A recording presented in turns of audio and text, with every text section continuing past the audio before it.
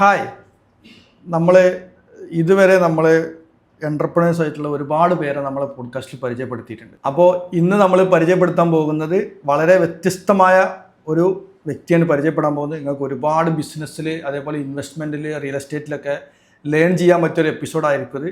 Mister Muhammad റസീമാണ് നമ്മളെ കൂടെ. Hi, thank you. ശരിക്ക് റസീം ബ്രോനെ ഞാൻ ഒരുപാട് കാലമായിട്ട് പരിചയമുണ്ട്. ശരിക്കും നമ്മൾ ഫേസ് നേരിട്ട് കാണുന്നത് വളരെ ഒരു 1 ഇയർ എന്തോ ആയിട്ടുണ്ടാവും ശരിക്ക്. പക്ഷേ ഞാൻ 2018-19 സമയത്തൊക്കെ എൻ്റെ കയ്യിൽ നമ്പറുണ്ട്. നമ്മൾ പല സമയത്തായിട്ട് നമ്മൾ ചാറ്റ് ചെയ്തിട്ടുണ്ട്. കണക്റ്റഡ് ആണ്.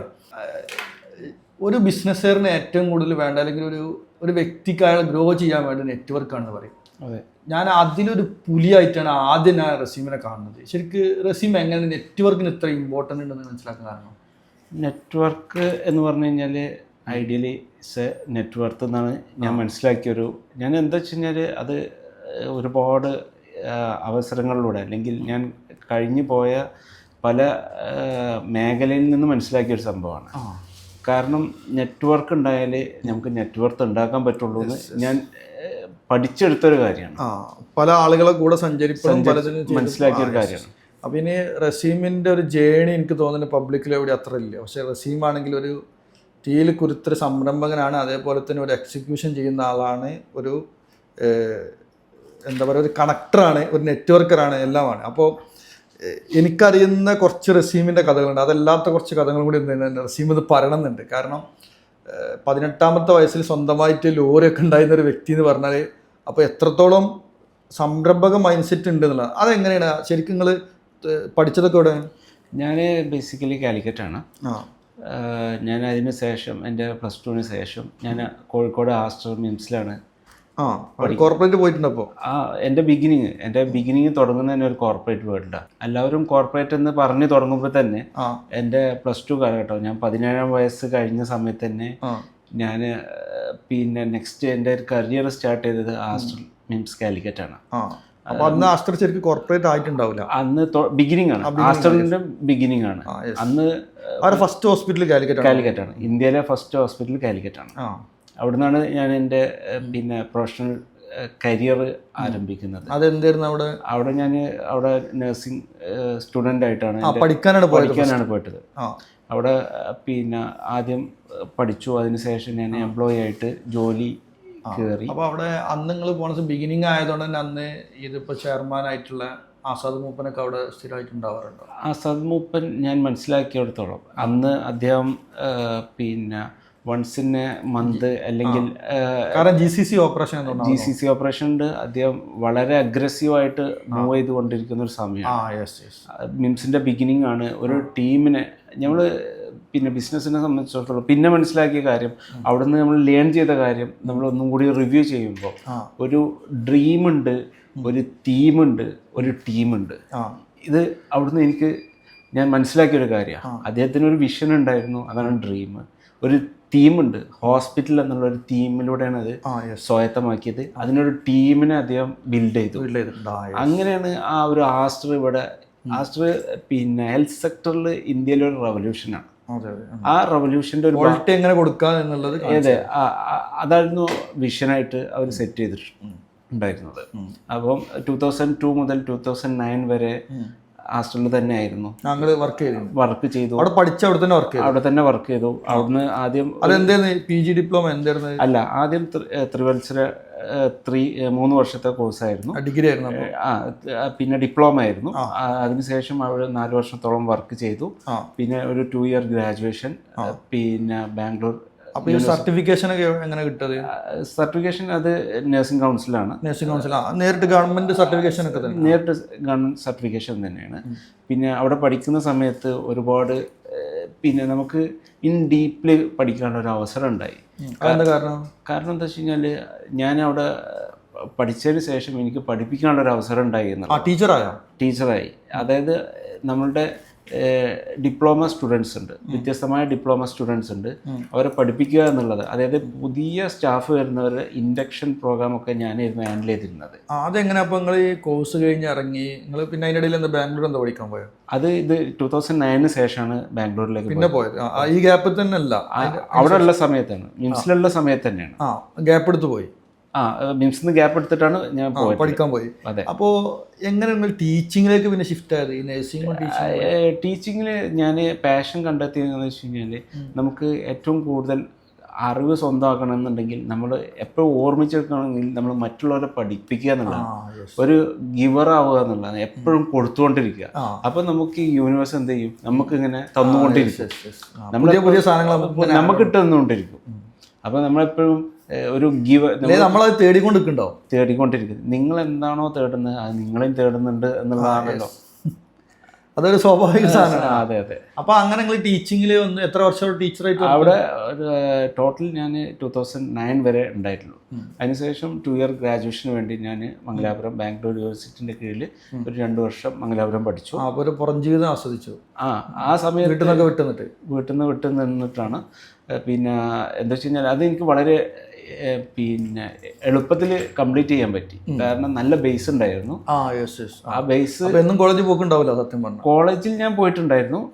പിന്നെ ഞാൻ കട്ട് ചെയ്യുന്ന സ്റ്റുഡൻ്റ് ഒന്നുമല്ല, പക്ഷേ നല്ല കുട്ടിയായിരുന്നു. പിന്നെ ഞാൻ ആ സമയത്ത് ഒരു സൈഡ് ബിസിനസ് ചെയ്തുകൊണ്ടാണ് ഞാൻ എൻ്റെ പഠനം പൂർത്തീകരിച്ചത്. അന്ന് റിക്രൂട്ട്മെന്റ് കാര്യങ്ങളൊക്കെ ചെയ്തുകൊണ്ടാണ് ഞാൻ, അതായത് സാധാരണ ഇവിടുന്ന് പോകുന്നവർ ചെയ്യുന്ന പ്രോസസ്സുകൾ ആദ്യം തുടങ്ങി. അതെ അതെ അതെ അതെ അതെ. അതായത് എൻ്റെ കൂടെ വർക്ക് ചെയ്ത ആളുകൾക്കൊക്കെ വിദേശത്തേക്ക് പോകാനുള്ളൊരു അവസരം ഉണ്ടാക്കാൻ എനിക്ക് പറ്റി. പക്ഷെ നിങ്ങൾ വിദേശത്ത് പോയതില്ല? ഞാൻ പോയില്ല. ഞാൻ ആ സമയത്ത് ഞാൻ എഴുതിയ എല്ലാ എക്സാമുകളും ഞാൻ ക്ലിയർ ചെയ്തിട്ടുണ്ട്. അങ്ങനെ അത് കഴിഞ്ഞു. പിന്നെ നിങ്ങൾ ഗവൺമെന്റ് ജോലിക്ക് പോയി? ഞാൻ അവിടെ പഠിച്ചുകൊണ്ടിരിക്കുകയാണ് ഈ എക്സാമുകളൊക്കെ ഞാൻ ക്ലിയർ ചെയ്യുന്നത്. എനിക്ക് ബേസിക് ക്വാളിഫിക്കേഷൻ ഉണ്ട്, എക്സ്പീരിയൻസ് ഉണ്ട്, എക്സ്പെർട്ടൈസ് ഉണ്ട്, ഇതെല്ലാം എനിക്കുണ്ട്. ഞാനൊരു അഡീഷണൽ ഡിഗ്രി എടുക്കാൻ വേണ്ടി മാത്രമാണ് എന്ത് ചെയ്യുന്നത്, ബാംഗ്ലൂർ പോയത്. ബാംഗ്ലൂർ യൂണിവേഴ്സിറ്റി, രാജീവ് ഗാന്ധി യൂണിവേഴ്സിറ്റിന്റെ കീഴിലായിരുന്നു പഠിക്കാൻ പോയിരുന്നത്. ആ സമയത്ത് തന്നെ ഞാൻ പിന്നെ എഴുതിയ എല്ലാ എക്സാമുകളും ക്ലിയർ ചെയ്യാൻ പറ്റി. The grace of God. ഞാൻ എപ്പോഴും അത് പഠിക്കാനും അതിനെ വർക്ക് ചെയ്യാനും ഒക്കെ പറ്റിയത് ഞാൻ വളരെ ഗ്രേറ്റ്ഫുൾ ആയിട്ട് കാണുന്നുണ്ട്. കാരണം വളരെ എളുപ്പത്തിൽ എനിക്ക് പാസ്സായി ആ കോഴ്സ് കംപ്ലീറ്റ് ചെയ്യാൻ വിചാരിക്കുന്ന എളുപ്പത്തിൽ. പിന്നെ എന്താ വെച്ച് കഴിഞ്ഞാൽ അവിടെ ലെക്ചേഴ്സൊക്കെ ഏകദേശം നമ്മളെക്കാട്ടിലും 1-2 വയസ്സൊക്കെ കൂടിയ, അല്ല അത്ര നമ്മളായിട്ട് അടുത്ത ഏജുള്ള ആളുകളാണ്. അപ്പം കാരണം എന്താ വെച്ചാൽ നിങ്ങൾ ഇവിടെ ഒരു ഗ്യാപ്പ് എടുത്തിട്ടുണ്ട്. അതെ, ഞാൻ ഇവിടെ വർക്ക് ചെയ്യായിരുന്നല്ലോ. അപ്പം എനിക്ക് ക്ലാസ്സിലെടുക്കുന്ന പിന്നെ ഞാനിവിടെ ബേസിക്കലി അനാട്ടമി ആയിരുന്നു പഠിപ്പിച്ചുകൊണ്ടിരുന്നത്. അനാട്ടമി, ഫിസിയോളജി, അതൊക്കെ അതിൻ്റെ ബേസാണ്. അപ്പോൾ പിന്നെ ഡിസീസ് കണ്ടീഷൻ, ഏത് കണ്ടീഷനും ഞാൻ മിംസിൽ ഹാൻഡിൽ ചെയ്തിട്ടുണ്ട്.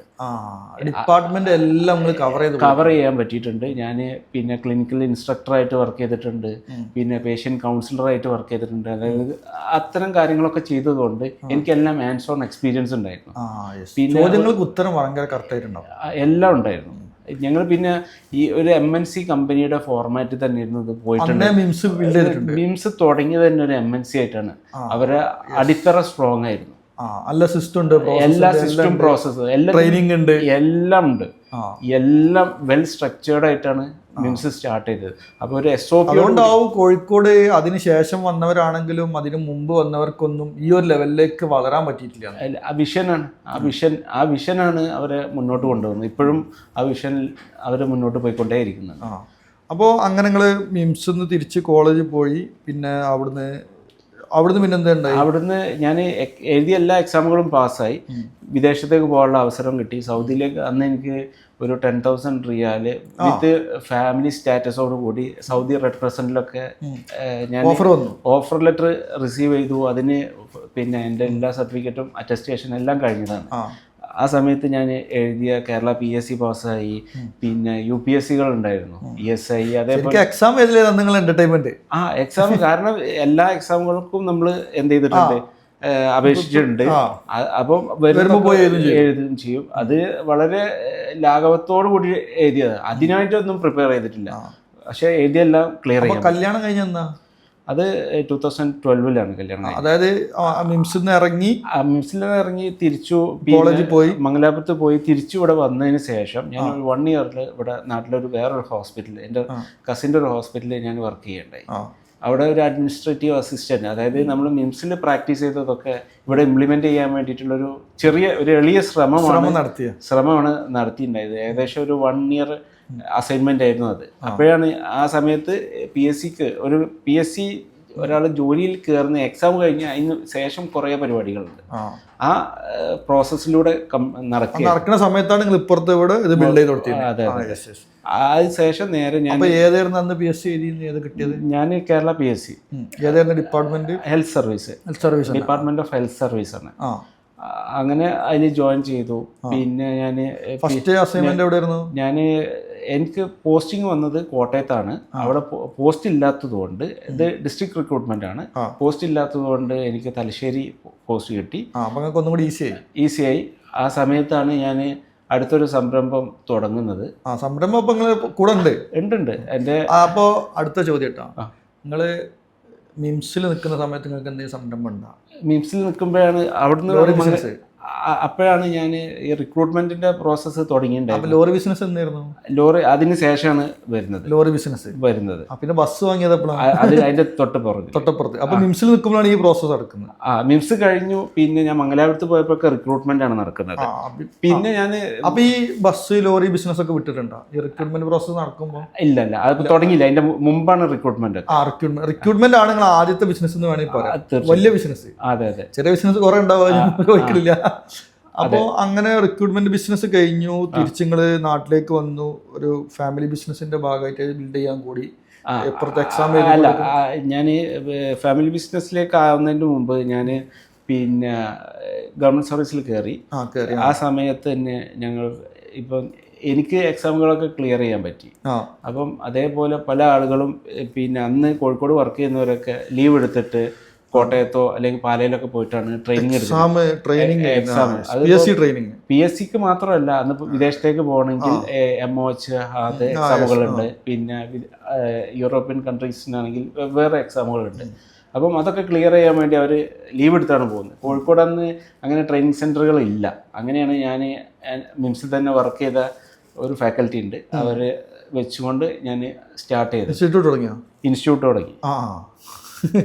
അപ്പോൾ അത് പുതിയൊരു അറിവ് നിങ്ങൾ ഇൻസ്റ്റിറ്റ്യൂട്ട് ചെയ്തിട്ടുണ്ട്. അപ്പോൾ ഇൻസ്റ്റിറ്റ്യൂട്ട് അവിടെ എത്ര സ്റ്റാഫ് ഉണ്ടായിരുന്നു? അവിടെ പിന്നെ ഒരു ഫാക്കൽറ്റി, പിന്നെ സ്റ്റുഡൻസ് അവർക്ക് ഇംഗ്ലീഷ് പഠിക്കാൻ വേറെ ഫാക്കൽറ്റി ഉണ്ടായിരുന്നു.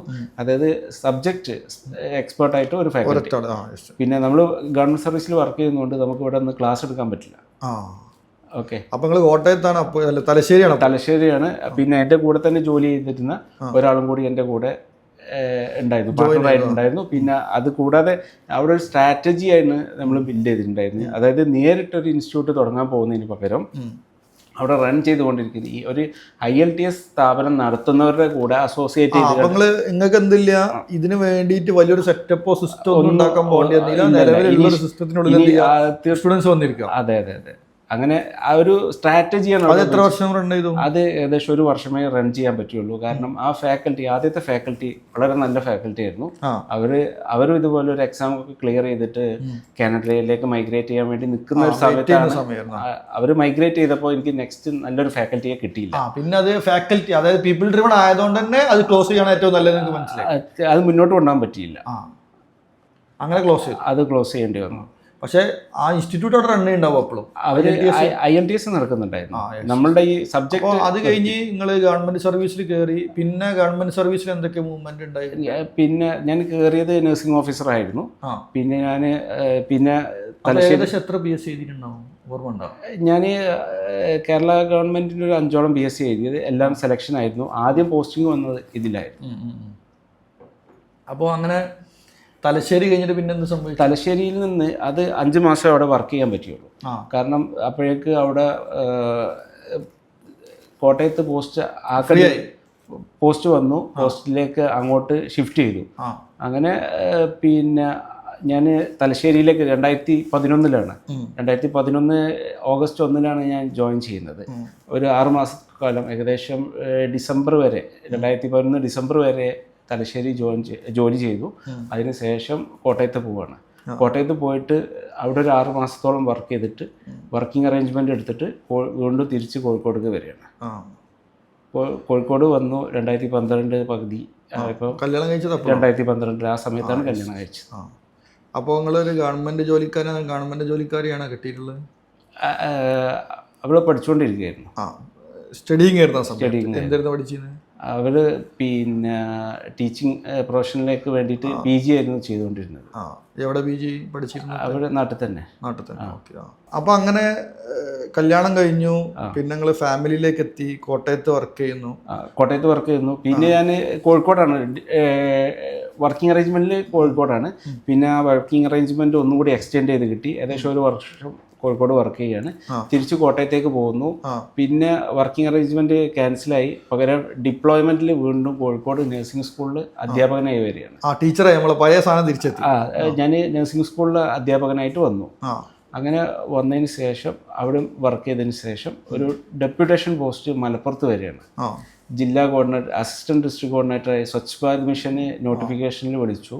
അങ്ങനെ അതിന് through proper channel central government അല്ല, അത് സ്റ്റേറ്റ് ഗവൺമെന്റ് ആണ് നടത്തുന്നത്. പക്ഷേ സെൻട്രൽ ആയിരിക്കും പ്രൊജക്ട് മാത്രമായി. അതെ, പേരും കാര്യങ്ങളൊക്കെ സെൻട്രൽ ഗവൺമെന്റിന്റെ ആയിരിക്കും. ഇംപ്ലിമെന്റേഷൻ ആണ് നമ്മൾ സാലറി പേ ചെയ്യുന്ന സ്റ്റേറ്റ് ഗവൺമെന്റ്. അപ്പോൾ അങ്ങനെ അതിലെത്ര വർഷം വർക്ക് ചെയ്തു? അതിൽ 2 വർഷത്തോളം വർക്ക് ചെയ്തു. അപ്പോൾ ആ സമയത്ത് നിങ്ങൾക്ക് എന്തെങ്കിലും ബിസിനസ് ഉണ്ടാവും? ആ സമയത്താണ് ഈ പിന്നെ 2012 ഡൗട്ട് ഇട്ട ഈ സർക്കാർ ഉദ്യോഗസ്ഥന് ബിസിനസ് പ്രശ്നമാണ്. അല്ല, അതിന്റെ ഫണ്ട് മുഴുവൻ എൻ്റെ ഫാദറാണ്. ഫാദറിന്റെ പേരിലാണ്. ഫാദറിന്റെ ബിസിനസ് നമ്മളിങ്ങനെ ഇടയ്ക്കിടയ്ക്ക് സപ്പോർട്ട് ചെയ്യുന്നൊക്കെ പറഞ്ഞു വെച്ചാൽ ഇതിന്. അതെ. പിന്നെ 2012 ആണ്. പിന്നെ 2011 സമയത്താണ് ലോറി വാങ്ങുന്നത്. ഞാൻ വേറെ സംശയം ചോദിക്കുകയാണ്.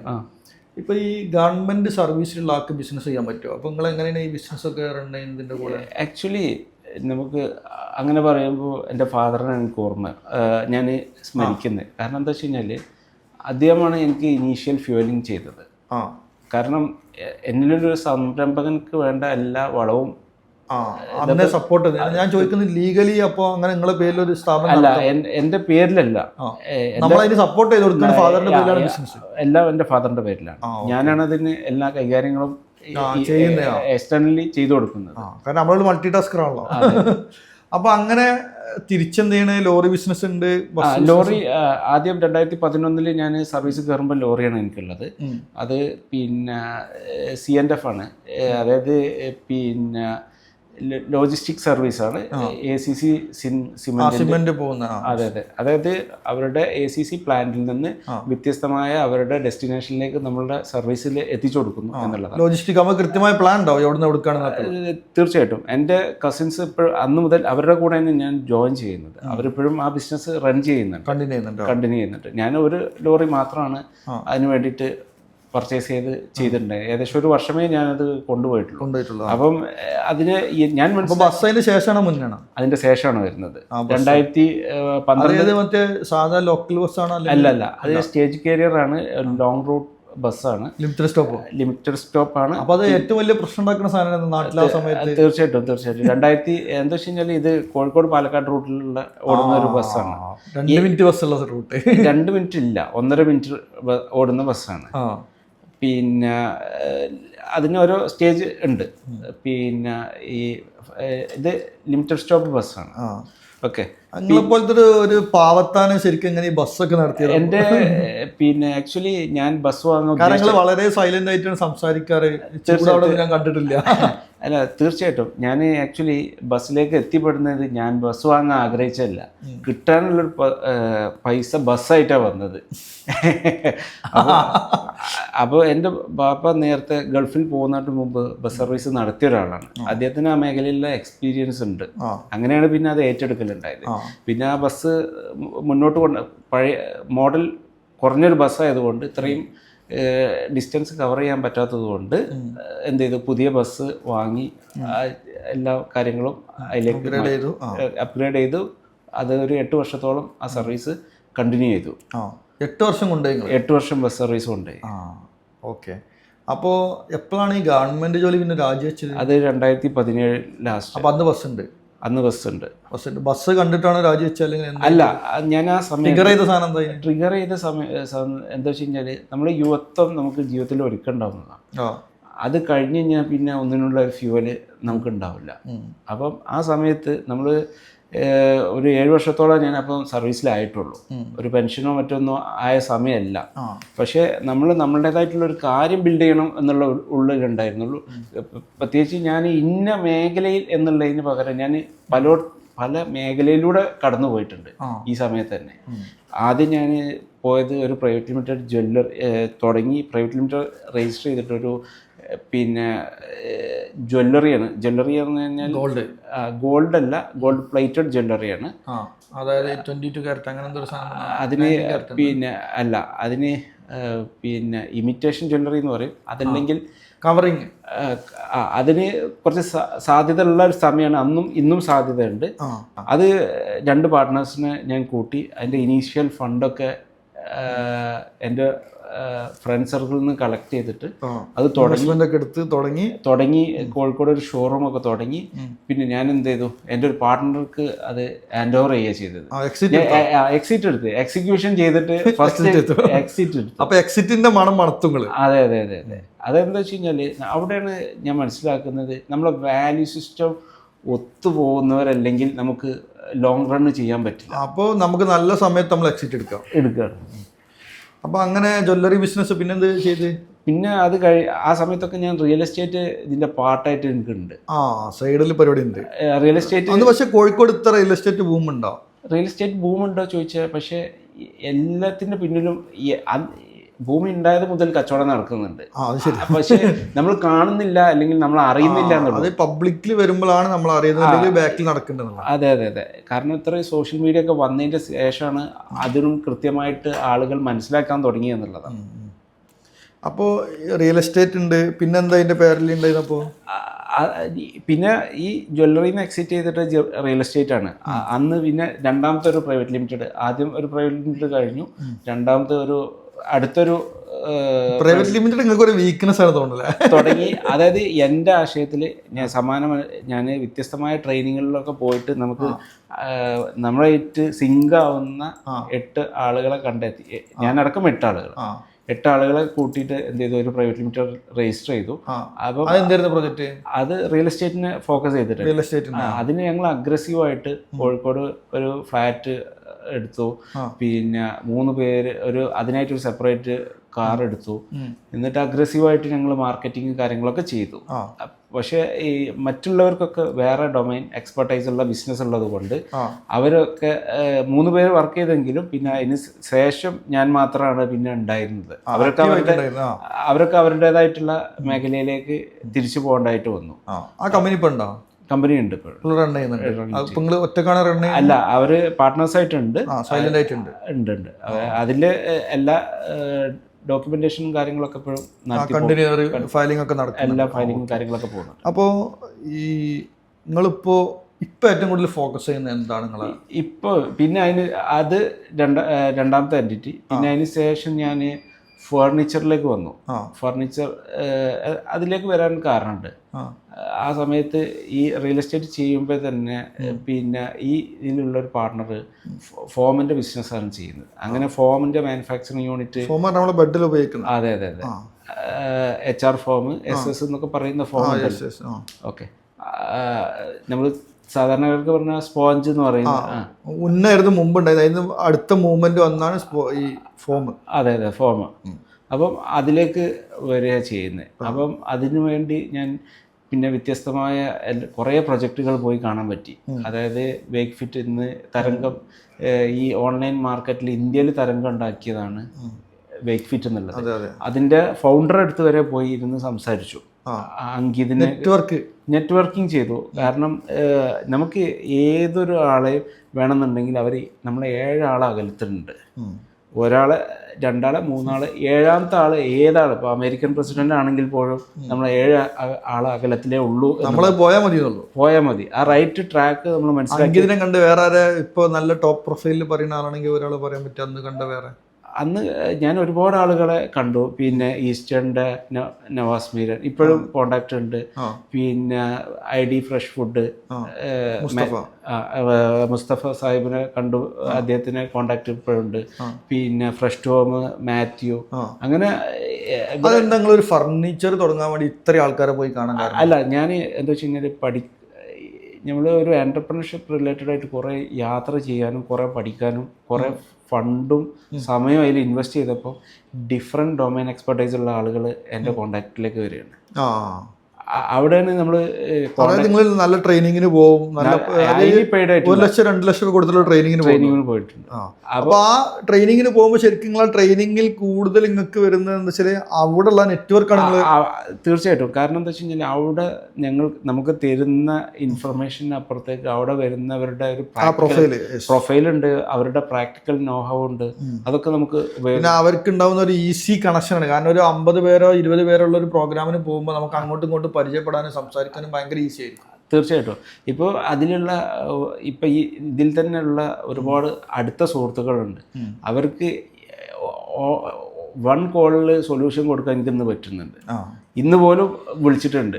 അതായത് ഒരു പ്രൊഡക്റ്റ് വേണം, അതിനെക്കുറിച്ച് പറഞ്ഞു കഴിഞ്ഞാൽ മിനിമം ഒരു 4 ആളെ കോണ്ടാക്ട് പൈപ്പ് ഉണ്ടാവും എൻ്റെ അടുത്തുണ്ട്, കൊടുക്കാൻ പറ്റുന്നത്. ഇന്നും എൻ്റെ സുഹൃത്ത് വിളിച്ചിട്ട് അവർ ദുബായിലാണുള്ളത്. എനിക്ക് പിന്നെ ഒരു കണ്ടെയ്നർ ഹൗസ്, അതായത് ആധുനിക കണ്ടെയ്നർ ഹൗസ് വേണമെന്ന് പറഞ്ഞു. അപ്പോൾ ഉടനെ ഞാൻ ഇത്രയും യാത്ര ചെയ്തതിലൊക്കെ ഞാൻ അതൊക്കെ സേവ് ചെയ്ത് വെച്ചിട്ടുണ്ട്. അപ്പം തന്നെ വിത്തിൻ സെക്കൻഡ്സ്. ഫോണിൽ എത്ര നമ്പർ ഉണ്ടാവും? ഇപ്പോൾ അറൗണ്ട് 8,000 ആയിട്ടുണ്ട്. ഇതിൻ്റെ ഒരു 6,000 ഒക്കെ എത്തിയിട്ടുണ്ടാവും. ഓക്കെ. അപ്പോൾ അങ്ങനെ നിങ്ങൾ ഫർണിച്ചർ സ്റ്റാർട്ട് ചെയ്തു. അത് എത്ര പാർട്ട്നേഴ്സ് ഉണ്ടായിരുന്നു? ഫർണിച്ചറിൽ ഞങ്ങൾ 8 പേരുണ്ടായിരുന്നു. 8 പേരുണ്ട്. ആ ഫർണിച്ചറിലേക്ക് വരുന്നത് ഞാൻ ഈ ഫോമിൻ്റെ കമ്പനി തുടങ്ങാം എന്നൊക്കെ വിചാരിച്ചിട്ടാണ് പോയത്. അപ്പം ഫോമിനെ കുറിച്ച് പഠിച്ചപ്പം അതിൽ ഫോമും അതുകൊണ്ട് അസോസിയേറ്റ് ആയിട്ടുള്ള അതിന് ഹ്യൂജ് ക്യാപിറ്റൽ ഇൻവോൾവ് ആണെന്ന് മനസ്സിലാക്കി. അപ്പോൾ നമ്മളെ പോലത്തെ ഒരു ബിഗിനർക്ക് അത് എത്തിപ്പിടിക്കാൻ ഒരു പ്രയാസമുണ്ട്, സമയമുണ്ട് എന്നുള്ളതും അതിനെ ടെക്നോളജി ഡ്രിവൺ ആക്കി മാറ്റിയിട്ടാണ് റൺ ചെയ്യുന്നതെന്ന് മനസ്സിലാക്കി. ശരിക്ക് ഈ വെയ്ക്ക് ഫിറ്റ് ഒക്കെ മോഡൽ ചെയ്തിട്ടുള്ളത് പർപ്പിൾ മാട്രസിനാണ്. അവർ US എന്താണോ ചെയ്തത് അത് നേരെ ഇവിടെ കോപ്പി പേസ്റ്റ് ചെയ്തിട്ടാണ്. അത് എന്നിട്ട് ഓൺലൈനിൽ നല്ല ക്വാളിറ്റി ഉള്ള പ്രോഡക്റ്റ് റിപ്പീറ്റ്, അതായത് ഒരാൾ ഒന്നെങ്കിൽ റിപ്പീറ്റ് കസ്റ്റമർ വരണം അല്ലെങ്കിൽ റെഫർ ചെയ്യണം. ഇത് രണ്ടും സാധനം ഉണ്ടെങ്കിൽ മാത്രമേ. അതായത് D2C, അതായത് ക്വാളിറ്റി പ്രൊഡക്റ്റ് ഡയറക്റ്റ് കസ്റ്റമറിലേക്ക് എത്തിക്കുക ചെയ്യുന്നത്. അതിൻ്റെ ഇടയ്ക്കുള്ള എല്ലാ പിന്നെ ആളുകളെ മിഡിൽമാൻമാരെ അവർ കട്ട് ചെയ്തിട്ട് മാക്സിമം മാർജിൻ കിട്ടുന്നു, മാക്സിമം വിൽക്കുന്നു ചെയ്യുന്നു. അപ്പോൾ അതെന്ത് ചെയ്യുന്നു, അതൊരു IPO ഡ്രിവൺ ആക്കിയിട്ടാണ് അവർ കൊണ്ടുപോകുന്നത്. ക്യാപിറ്റൽ മാർക്കറ്റിന് ഒരു വാല്യൂ കൂടി അവർ ഉണ്ടാക്കിയെടുത്തുന്നത് ഒബ്വിയസ്ലി. പിന്നെ അങ്ങനെ ആകുമ്പോൾ ഞാൻ പിന്നെ അതിനോട് അസോസിയേറ്റ് ആയിട്ടുള്ള കുറേ കമ്പനികൾ വിസിറ്റ് ചെയ്യാൻ പറ്റി. ഡ്യൂറോഫ്ലെക്സ് ഒക്കെ ഞാൻ പോയി. അപ്പോൾ ഈ ഫർണിച്ചർ പിന്നെ ഇപ്പോൾ തീരുമാനിച്ചപ്പോൾ ഇത് പറ്റൂലെന്ന് കണ്ടപ്പോഴാണ് ഫർണിച്ചർ. പിന്നെ ഇത് കണ്ടപ്പോഴല്ല, ഇതിനോട് പാരലായിട്ട്. കാരണം എൻ്റെ പാർട്ട്ണർ ഒരാൾ ഈ ബിസിനസ് ചെയ്തുകൊണ്ടിരിക്കുന്നതാണ്. അപ്പം അവരുടെ അതിലുള്ള 2 പേര്, അതായത് അവരുടെ നിഫ്യൂസ് 2 പേര് അവിടുന്ന് പ്രൊഡക്റ്റ് റോ മെറ്റീരിയൽ എടുത്തുകൊണ്ടിരിക്കാണ്ട് അവർ എന്ത് ചെയ്യുന്നു, വെറും സോഫ ഉണ്ടാക്കിയിട്ട് അവിടെ റൺ ചെയ്യുന്ന ലീഡിങ് ആയിട്ടുള്ള ഷോപ്പിന് കടം കൊണ്ടുപോയി കൊടുക്കുകയാണ്. 2 മാസവും 3 മാസമൊക്കെ കടം ക്രെഡിറ്റിനാണ് എന്ത് ചെയ്യുന്നത്, പ്രൊഡക്റ്റ് ഉണ്ടാക്കി കൊണ്ടുപോയി കൊടുക്കുന്നത്. അപ്പോഴാണ് അവരോട് നമ്മൾ എന്നും ഈവനിങ്ങിൽ 2 മണിക്കൂർ എന്തിന് ബ്രെയിൻ സ്റ്റോമിങ്ങിനായിട്ട് ഈ സമയത്ത് ഞാൻ മാറ്റി പുതിയ സാധനം ഉണ്ടാക്കാൻ വേണ്ടിയിട്ട് ഈ പറയുന്ന ഗ്രൂപ്പായിട്ട് ഞങ്ങൾ എല്ലാ ദിവസവും ഇരിക്കുകയാണ്. കോഴിക്കോട് ഇരിക്കും. നമ്മൾ മറ്റു പല കാര്യങ്ങളും റിയൽ എസ്റ്റേറ്റും കാര്യങ്ങളൊക്കെ കഴിഞ്ഞിട്ട് അടുത്തൊരു എൻറ്റിറ്റിയെ കുറിച്ചാണ് പിന്നെ നമ്മളെ ഡിസ്കഷൻ. അഗാധമായിട്ടല്ലേ ഗാഠമായിട്ട് അവരായിട്ട് ഇരുന്ന് സംസാരിക്കും.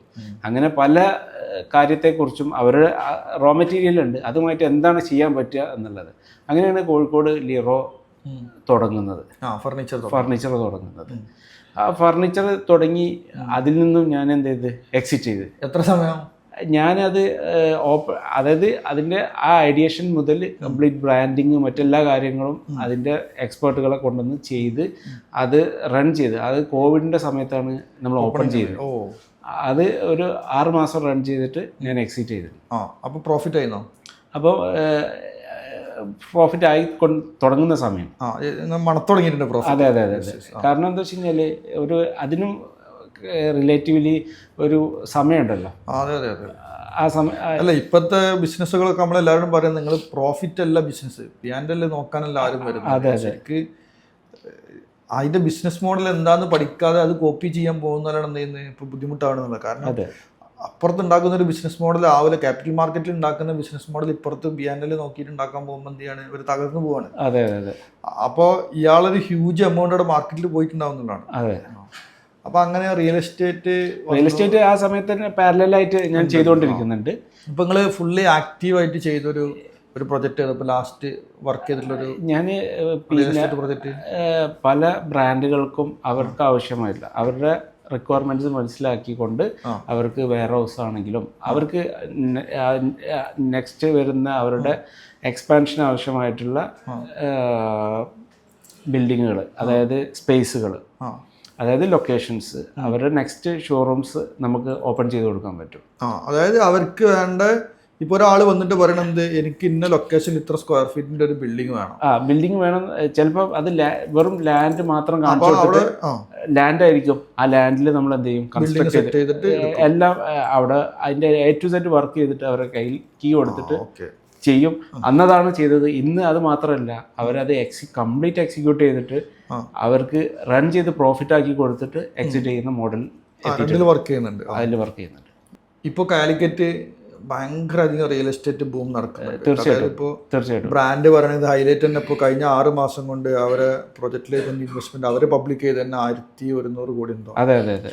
വേൾഡ് ട്രേഡ് സെന്റർ അത് വെറും മലബാറിൽ നിന്ന് വരുന്ന പൈസയാണ്. ശരിക്കും മലബാറത്തെ പൈസ ഇപ്പോൾ ഒരു റിയൽ എസ്റ്റേറ്റിലേക്കുള്ള ടോപ്പ്. പണ്ട് US നടന്നിരുന്ന റിയൽ എസ്റ്റേറ്റ് ബൂം എന്താണോ അതേ ഒരു സാധനം എന്ത് ചെയ്യാണ് ഇവിടെ പാരലി ബിൽഡ് ചെയ്തുകൊണ്ടിരിക്കുകയാണ്. ഒരു ഇക്കോസിസ്റ്റം വന്നു. ആ ഇക്കോസിസ്റ്റത്തിന്റെ സറൗണ്ടിങ് മൾട്ടിപ്പിൾ ബ്രാൻഡുകൾ വന്ന് ഇൻവെസ്റ്റ് ചെയ്ത് തുടങ്ങി. അപ്പൊ അതിലേക്ക് ഇങ്ങനെ ഒരു സാധനം കൊണ്ടുവന്നപ്പോൾ മറ്റെല്ലാ ബ്രാൻഡിലും എന്തെങ്കിലും സറൗണ്ടിങ് വന്നിട്ടും മറ്റേ ഏരിയയിലൊക്കെ എന്തെങ്കിലും 5 സ്റ്റാർ ആണെങ്കിലും ഹോട്ടലാണ് സ്റ്റേ ആണെങ്കിലും ഒക്കെ കൊടുത്തു. തീർച്ചയായിട്ടും അതിന് ചെയിൻ റിയാക്ഷൻ എന്ന് പറയുന്നത്. ഒരു ആക്ഷൻ ഉണ്ടായിരുന്നു, അതിന് n number of multiple reactions ഉണ്ടാവും. അതിങ്ങനെ പ്രതിഫലിക്കും, മാർക്കറ്റിൽ പ്രതിഫലിക്കും. ഈ പ്രസ്റ്റേജ് ഗ്രൂപ്പ് ഒക്കെ ഇപ്പോൾ അവിടെ വരുന്നുണ്ട്. അത് ഫസ്റ്റ് ആയിട്ടാണ് വരുന്നത്. അവിടെ വേറെ പ്രൊജക്ട് ഉണ്ട്. പക്ഷെ എന്നാൽ ഇത്ര ആക്റ്റീവ് ആയിട്ട് ഉണ്ടായിരുന്നില്ല. ആരും ഉണ്ടായിരുന്നില്ല. ഇപ്പൊ എല്ലാ ബ്രാൻഡുകാരും ഇപ്പൊ കോഴിക്കോട് എത്തി. പിന്നെ ഹൈവേ നല്ല സൂപ്പറായി. ഇനി എന്താണ് കോഴിക്കോട് നിങ്ങൾ അടുത്തൊരു 10 വർഷം കൊണ്ട് കാണുന്ന ഒരു എന്താ വെച്ച് കഴിഞ്ഞാല്, ഇപ്പം നമ്മൾ റിയൽ എസ്റ്റേറ്റ് നിങ്ങളെ തീർച്ചയായിട്ടും അതിന്റെ പൾസ് മനസ്സിലാക്കുന്നത് എന്താ വെച്ച് കഴിഞ്ഞാല് IT ബിസിനസ്സും കൂടെ നമ്മള് ഇന്ത്യയിലെ ഒരു വർഷത്തെ ടേൺ ഓവർ എന്നാണ് IT ബിസിനസ് എന്ന് പറഞ്ഞു കഴിഞ്ഞാൽ $234 ബില്യൺ എക്സ്പോർട്ട് മാത്രം. ഐ.ടിയിൽ എക്സ്പോർട്ട്. പിന്നെ അതിൽ വന്നിട്ട് ഇന്ത്യയിലെ ഡൊമസ്റ്റിക് ഒരു $50 ബില്യൺ ഉണ്ടാവും. അപ്പോൾ കേരളത്തിൻ്റെ എത്ര ഉണ്ടെന്ന് വെച്ച് കഴിഞ്ഞാൽ വെറും $4 ബില്യൺ ഉള്ളൂ. 4 ഉള്ളൂ. അതിൽ പ്രധാനം വരുന്നത് ഇതുവരെ വന്നുകൊണ്ടിരുന്നത് കൊച്ചിയും തിരുവനന്തപുരമാണ്. 3-ാം സ്ഥാനമാണ് കോഴിക്കോട്. അതിന് എന്ത് ചെയ്യും, ഇനി അത് മാറി. കാരണം എന്താ വെച്ച് കഴിഞ്ഞാൽ ഈ ഇപ്പോൾ റോഡ് ഇൻഫ്രാ ഡെവലപ്മെന്റ് വന്നു. അതായത് എനിക്ക് തോന്നുന്നത് കൊച്ചിയിലും തിരുവനന്തപുരത്തൊക്കെ ഈ സ്പേസുകൾ ഉണ്ടാക്കിയിട്ടുള്ളത് അല്ലെങ്കിൽ സ്മാർട്ട് സിറ്റി ഇങ്ങനത്തെ IT പാർക്കുകൾ ഉണ്ടാക്കി ഗവൺമെന്റ് ആണെങ്കിൽ കാലിക്കറ്റ് ബിൽഡ് ചെയ്യുന്നത് പ്യുവർ പ്രൈവറ്റ് ആണ്. അപ്പൊ എന്താ വെച്ചാൽ അതിന്റെ റിസൾട്ടും ഫാസ്റ്റ് ആയിരിക്കും, അത് ഭയങ്കര പെട്ടെന്ന് എക്സിക്യൂട്ട് ആവും. അതെ. ഈ പിന്നെ അത് മാത്രമല്ല, ഇനി എന്താ വെച്ച് കഴിഞ്ഞാൽ ഈ GCC എന്ന് പറയും. ഈ IT ഒരു സബ് എലമെന്റ് ആണ് GCC, ഗ്ലോബൽ കേപ്പബിലിറ്റി സെന്റർ. ഇപ്പം ഗൾഫിലോ അല്ലെങ്കിൽ വിദേശത്തുള്ള ഒരു കമ്പനിക്ക് അവരുടെ ബാക്ക് ആൻഡ് ഓഫീസിൽ ഒരിക്കലും അവരുടെ ആ വിദേശത്ത് വെച്ച് നടത്തേണ്ടതില്ല. ഇപ്പം ആസ്റ്ററിന് കോഴിക്കോടുണ്ട്, മറ്റു പല മലബാറിനുണ്ട്, നെസ്റ്റോ ഗ്രൂപ്പിനുണ്ട്. അപ്പം ബാക്ക് എൻഡ് ഇവിടെ ഞാൻ അറിയുന്ന വേറെയും കുറെ IT കമ്പനികളെ മെയിൻ ബാക്ക് എൻഡ് ഓഫീസ് എന്താണ് കോഴിക്കോടാണ്. അവരൊക്കെ പറയുന്നത് വെച്ചാൽ ഒരു 300 പേര് കഴിഞ്ഞാലുള്ള സീറ്റിംഗ് ഇപ്പൊ കാലിക്കറ്റ് അവൈലബിൾ അല്ല എന്നുള്ള. അതിന്റെ വലുതാവാൻ ആഗ്രഹിക്കുന്നവർ എന്തില്ല ഇപ്പൊ വന്നിട്ട് അതിനുള്ള സ്പേസ്, ഇപ്പം അങ്ങനെയുള്ള സ്പേസ് കൊടുക്കാൻ നമുക്ക് ഇന്ന് പറ്റും. അതിനുള്ള ഇൻഫ്രാ നമ്മൾ ഡെവലപ്പ് ചെയ്തുകൊണ്ടിരിക്കുന്നത്. 6 മാസം ഒരു 1 ഇയറിനൊക്കെ എന്ത് ചെയ്യും, നമുക്ക് എന്ത് ചെയ്യാൻ പറ്റും, ഇങ്ങനെ ഒരു സ്പേസിനുള്ള അവൈലബിലിറ്റി ഇപ്പോൾ കൊടുക്കാൻ പറ്റും. അപ്പോൾ ഇനി റെസിഡൻസിലേക്ക് വരികയാണെന്നുണ്ടെങ്കിൽ കാലിക്കറ്റ് എന്താണ് ഇപ്പോഴത്തെ കാലിക്കറ്റ് മാർക്കറ്റ്? പിന്നെ എന്താ വെച്ച് കഴിഞ്ഞാൽ വെസ്റ്റേൺ സൈഡ് മുഴുവൻ കടലാണ്, അറേബ്യൻ സീ ആണ്. അപ്പോൾ ഇനി ഇതിൻ്റെ കോഴിക്കോട് സിറ്റിൻ്റെ എക്സ്റ്റൻഷൻ എന്ന് പറഞ്ഞു കഴിഞ്ഞാൽ ഇപ്പോൾ ബൈപ്പാസിൽ അതായത് രാമനാട്ടുകര ആ ബെൽറ്റിലേക്കും അതേപോലെ ആ നിയർ ബൈ ലൊക്കാലിറ്റിയിലേക്കാണ് ഇത് കോളേജിനൊക്കെ ബാക്കിലായിട്ട്. അതെ, അത് NH-66 ചേർന്നിട്ടാണ് ഇതിന്റെ നടന്നുകൊണ്ടിരിക്കുന്നത്. അപ്പം അതേപോലെ തന്നെ ഇപ്പൊ ലേറ്റസ്റ്റ് ആയിട്ട് വരുന്ന ടോപ്പ് പ്രൊജക്റ്റുകൾ ഏതൊക്കെയാണ് അവിടെ? ഒന്ന് നേരത്തെ പറഞ്ഞതുപോലെ ഹൈലൈറ്റിന്റെ വേൾഡ് ട്രേഡ് സെന്റർ ആണ്. രണ്ടാമത്തത് ഒരുപാട് ഇപ്പം ഡോക്ടർ PP വിജയന്റെ ഒരു 2000 crore ഒരു പ്രോജക്റ്റ് അനൗൺസ് ചെയ്ത് അതിന്റെ പരിപാടികൾ നടന്നുകൊണ്ടിരിക്കുന്നുണ്ട്. പിന്നെ അടുത്തത് തന്നെ വ്യത്യസ്തമായിട്ടുണ്ട്. ക്യാപ്കോൺ ഉണ്ട്, അതുപോലെ തന്നെ കാലിക്കറ്റ് ലാൻഡ്മാർക്ക് ഉണ്ട്. ഒരുവിധ എല്ലാ പ്ലേയേഴ്സും ഉണ്ട്. വീഗാലാൻഡ് ഉണ്ട്, ഗാലക്സി ഉണ്ട്, എല്ലാ ബിൽഡേഴ്സും അവിടെ ഉണ്ട്. അപ്പൊ എല്ലാവരും റെസിഡൻസും വരുന്നുണ്ട്. എനിക്ക് തോന്നുന്നു കൊമേഴ്ഷ്യൽ കൂടി രണ്ടും ഉണ്ട്. കാരണം അവിടെ അങ്ങനെ ഒരു മാർക്കറ്റ് ഉണ്ട് എന്നുള്ളതും സ്പേസിന് ആൾക്കാർ ആവശ്യം. പിന്നെ ഇതിന് മറ്റൊന്ന് കണക്ടിവിറ്റിയാണ്. ഇതിൽ ഒരുപാട് ഫാക്ടേഴ്സ് ഉണ്ടെങ്കിലും കണക്ടിവിറ്റി ഇമ്പോർട്ടൻ്റ് ആണ്. അപ്പോൾ ഇന്ന് ഇവിടെയാണ് ഗവൺമെൻറ് മലബാറിനെ കൂടുതൽ ശ്രദ്ധിക്കേണ്ടിയിരിക്കുന്നു എന്ന് പറയാനുള്ളത്. കാരണം ഇന്ന് നമ്മളുടെ എയർപോർട്ട് എന്നുള്ളത് അതിൻ്റെ റൺവേ പര്യാപ്തമല്ലാത്തതുകൊണ്ട് വലിയ സർവീസുകളൊന്നുമില്ല, വലിയ ഫ്ലൈറ്റിന്റെ സർവീസുകളില്ല. വർക്ക് തുടങ്ങിയത് വളരെ മന്ദഗതിയിലാണ് പോകുന്നത്. അത് എടുത്ത ഗാർവാർ കമ്പനിയുടെ പ്രവർത്തനം ഒരു നല്ല രീതിയിലല്ല മുന്നോട്ട് പോകുന്നത്. നല്ല പുഷ് ചെയ്താൽ നല്ല ഫാസ്റ്റ് ആവും. അതിൽ അവർക്ക് താല്പര്യമില്ല. അവർ ഒരു മെല്ലപ്പോക്ക് നയങ്ങളാണ് നടക്കുന്നത്. അതിന് വ്യത്യസ്തമായ വേറെ സംശയം, വേറെ എയർപോർട്ട് വരുമോ? കാലിക്കറ്റ് എയർപോർട്ട് വരാൻ സാധ്യത കാണുന്നില്ല. ഒരു ഡൊമസ്റ്റിക് എയർപോർട്ട് പോലും വരാൻ സാധ്യത ഇല്ല. ഉള്ളതിനെ സ്ട്രെങ്തൻ ചെയ്യുന്നതാണ് എക്കണോമിക്കലി വയബിൾ ആവുക. അല്ല ഒരു പ്രൈവറ്റ് ആയിട്ടുള്ള എയർപോർട്ട്. കാരണം എന്താ വെച്ച് കഴിഞ്ഞാൽ ഇപ്പോൾ നമ്മളെ മുമ്പിൽ കണ്ണൂർ ഇന്റർനാഷണൽ എയർപോർട്ട് ഉണ്ട്. അത് ഇതുവരെ ഒരു പ്രോഫിറ്റ് അല്ല എന്ന് മാത്രമല്ല, ഇപ്പോഴും വളരെ നെഗറ്റീവ്. അതായത് അതിന്റെ കാരണം കഴിഞ്ഞ വർഷം അവിടെ 10 ലക്ഷം റൺവേ ഉണ്ടായിട്ടുണ്ട്. ഇപ്രാവശ്യം അത് കൂടിയിട്ടുണ്ടാവുള്ളൂ. കാരണം ഞാൻ ഫ്ലൈറ്റിന് എണ്ണൊക്കെ കൂടിയിട്ടുണ്ട്. പക്ഷേ ഈ ആളുകൾ വരുന്നുണ്ടെങ്കിലും എക്കണോമിക്കലി അതെന്ത് ചെയ്തിട്ടില്ല. അതിന്റെ സറൗണ്ടിങ്ങിലോ ആ ഏരിയൻ്റെ ഉള്ളിലോ അവിടുത്തെ ഫുഡ് കൗണ്ടറിൽ പോലും എന്ത് ചെയ്തിട്ടില്ല അവിടുത്തെ ബിസിനസ്. കാരണം ഞാൻ അവിടുത്തെ BDM-ആയിട്ടൊക്കെ ലേറ്റസ്റ്റ് CEO-നൊക്കെ ഡിസ്കഷൻ ഉണ്ടായിരുന്നു. അപ്പോൾ പറഞ്ഞ് അത് എഫക്ട് ചെയ്ത് തുടങ്ങിയിട്ടില്ല. കാരണം അതിന് ഇക്കോസിസ്റ്റം ഉണ്ടാക്കുക എന്നുള്ളതും എല്ലാ സ്ഥലത്തുള്ള ഇപ്പോൾ ബാംഗ്ലൂർ എയർപോർട്ടിൽ അതേ ടെൻഡർ ഇവിടെ വിളിക്കാൻ പോയ എന്താണ് വർക്കാവില്ല എന്നുള്ള. കാരണം ഇവിടെ ഉള്ളത് ഒരു ലോക്കൽ എക്കണോമി, അതിന് വേണ്ടിയിട്ടുള്ള സപ്പോർട്ടും ആ സിസ്റ്റം ഉണ്ടായാലും മാത്രമേ ബിൽഡ് ചെയ്തിട്ടുള്ളൂ. പിന്നെ കെമ്പഗൌഡ, അതായത് ബാംഗ്ലൂർ എയർപോർട്ട് എന്ന് പറഞ്ഞു കഴിഞ്ഞാൽ ഒരു ടയർ 1 സിറ്റിയിലുള്ള എയർപോർട്ടാണ്. അതായത് സൗത്ത് ഇന്ത്യയിൽ തന്നെ ഏറ്റവും കൂടുതൽ എയർ കണക്ടിവിറ്റി നമ്മൾ ബാംഗ്ലൂർ പോയാൽ നമുക്ക് കിട്ടും. അതെന്താ വെച്ച് കഴിഞ്ഞാൽ വ്യത്യസ്തമായ സ്റ്റേറ്റ് അല്ലെങ്കിൽ അവിടെ തന്നെ ശരിക്ക് ഒരു കാലിക്കറ്റ് ആണെങ്കിലും കൊച്ചി ആണെങ്കിലും കണക്ടിവിറ്റി ഫ്ലൈറ്റുകൾ വന്നാൽ തന്നെ എന്തായി ഓട്ടോമാറ്റിക്കലി യാത്രക്കാർ. കാരണം ആളുകൾ ഇപ്പോൾ ബാംഗ്ലൂരൊക്കെ പോകാൻ ഫ്ലൈറ്റ് എടുക്കാൻ തയ്യാറാണ്. 12 ആൾക്കാരെ കഴിയും, പക്ഷെ ഫ്ലൈറ്റ് ഇല്ല. അതേപോലെ ട്രെയിൻ സർവീസ് ഇല്ല. പിന്നെ അടുത്ത വരുന്നത് മെഡിക്കൽ ടൂറിസം ആണ്. മലബാറിൽ വരുന്നത് ഏറ്റവും കൂടുതൽ അക്വസിഷൻ ഒക്കെ നടന്ന് ശ്രദ്ധിച്ചത് റീസെന്റ് അക്വസിഷൻസ് ഒക്കെ നോക്കിയാൽ അറിയാം. പിന്നെ അനൗൺസ് ചെയ്തുകൊണ്ടിരിക്കുന്നത്. അതായത് വിദേശത്തുള്ള ആളുകൾക്ക് കോസ്റ്റ് എഫക്റ്റീവ് ആയിട്ട് ഇവിടെ വന്ന് ചികിത്സ എടുക്കാൻ പറ്റും എന്നുള്ളതാണ്.